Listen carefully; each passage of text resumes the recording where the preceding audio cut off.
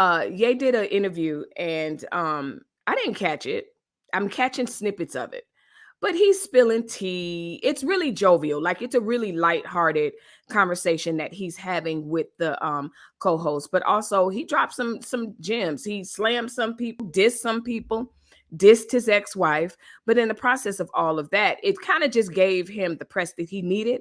And it also, for me, gave me a glimpse of how intellectual he is, but also just how there he is.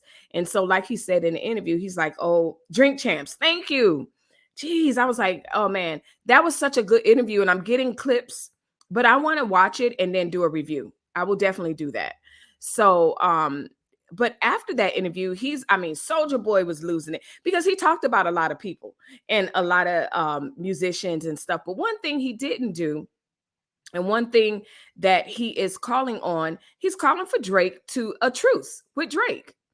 Leave a comment down below if you're like really excited about a truce. Kanye is known to start beefs and start things with people, but I like the fact that he is like, he's like, no, let's just drop it. I like Kanye, y'all. Y'all know I like Kanye. He weirds me out in some areas, but for the most part, I think that he means well, is what I'm saying. And so in his latest, thing that he's now going viral for, Kanye has asked Drake to end his feud and join him on stage for an event aimed to help free Larry Hoover. Okay, well, Melissa, who the heck is Larry Hoover? Larry Hoover is someone who is in prison, and in 1973 received a life sentence following a murder conviction. Okay, so that's 1973. This past July, a federal judge denied a motion to grant Hoover 70 and a bridge sentence under the First Step Act.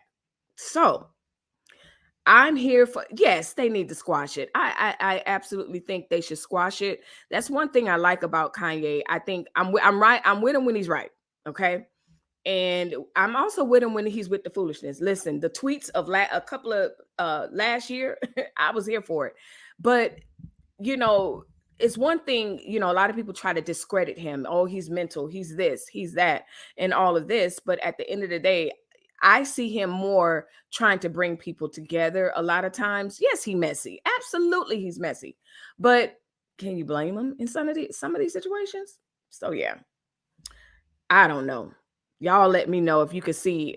Joanne says, yes, they need to drop it. Absolutely. Absolutely need to squash it. And we saw that, as I reported a couple of weeks ago, with Eminem and Snoop Dogg. Snoop did I was about to say the right-handed fellowship, but that too. He extended the white flag and said, bruh, I was wrong. And I love that. I love the fact that they did that. Let's hit this commercial real quick before we go to the next segment. If you're liking my channel, make sure you hit the like button, subscribe to this channel, and don't forget to hit the notification bell. Right now, do it.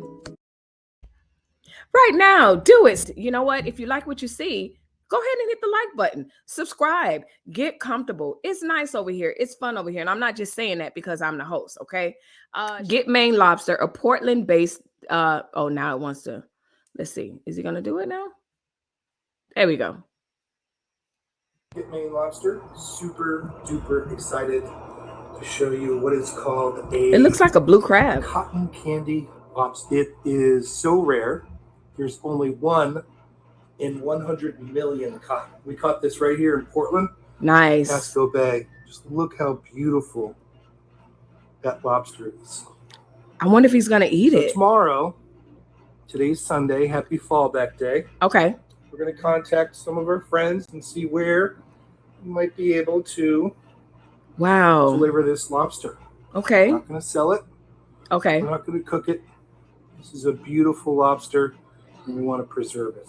So take him up to the Seattle Zoo or something. To the little...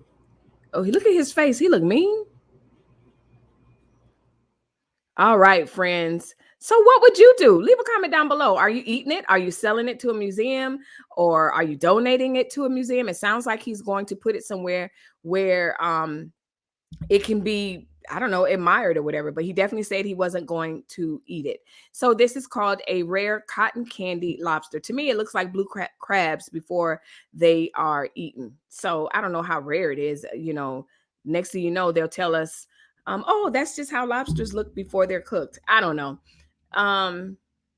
That's not the first lobster. No, it's not. I said that it's not the first one caught like that. It might have been the one first he caught or the first of this season. I don't know. Pretty much. I don't like lobster. I don't like lobster. Tastes like fat. I would give it away. Okay, Bodacious, you give it away. You'd give it away. Okay. I'm selling Miss Krusty the Crab. I'm selling him. Is that the result of the environment or what eco environmental? I don't know. That's what's so weird. I'll with this real quick.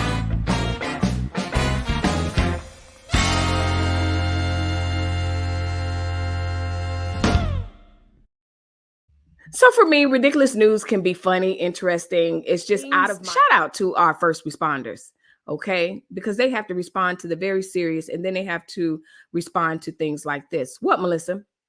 Well, Minnesota police called to break up a bald eagle street fight, okay? A Minnesota police officer was summoned to break up an unusual street fight when two bald eagles were found stuck together in the middle of the road. Y'all look at them.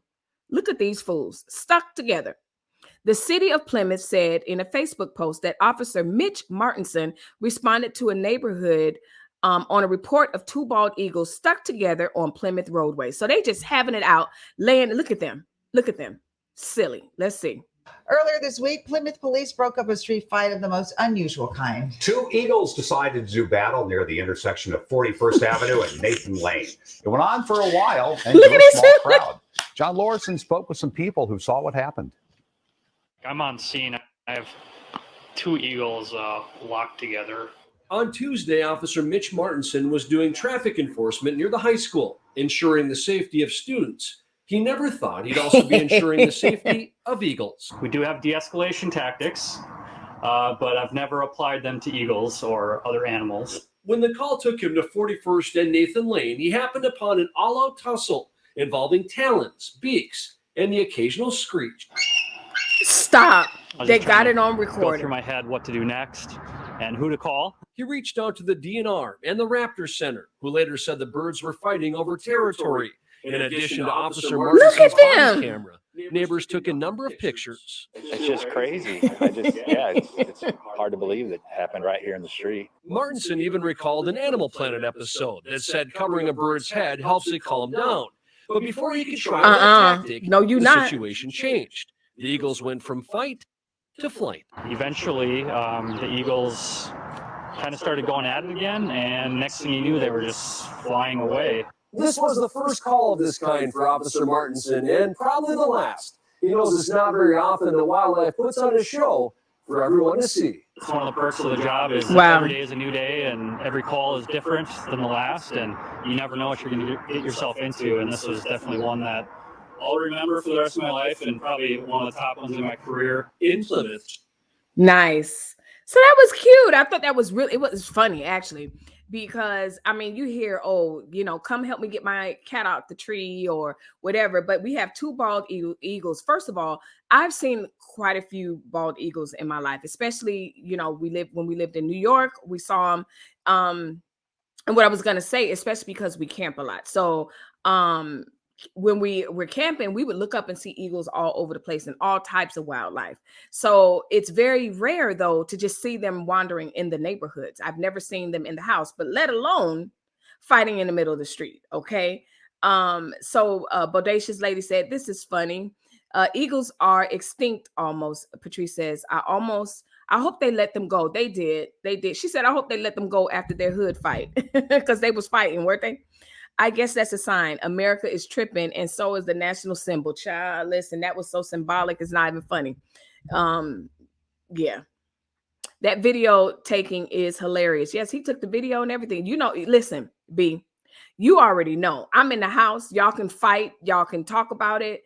Between the bear and the eagles, I'm not even looking at the eagles up close in the middle of my driveway from my driveway. Now, my kids, especially Eliza Thornberry, she'll have her butt out there trying to touch it. Oh, I hope they don't kill it. Absolutely. Yeah. But me, I'll be in the house for sure. Those American Eagles fighting over whether you should say pop or soda. Whether you should say pop or soda. They're like, pop, soda, pop. It's soda. Eagles gang fighting in the hood. Exactly. The Eagles are really large. Yes, Bodacious. Eagles are very large. Their wingspans are really large. And they are, when you see them, it's like, that's an eagle. Like, there's no question. Oh, I wonder if that's an eagle. No.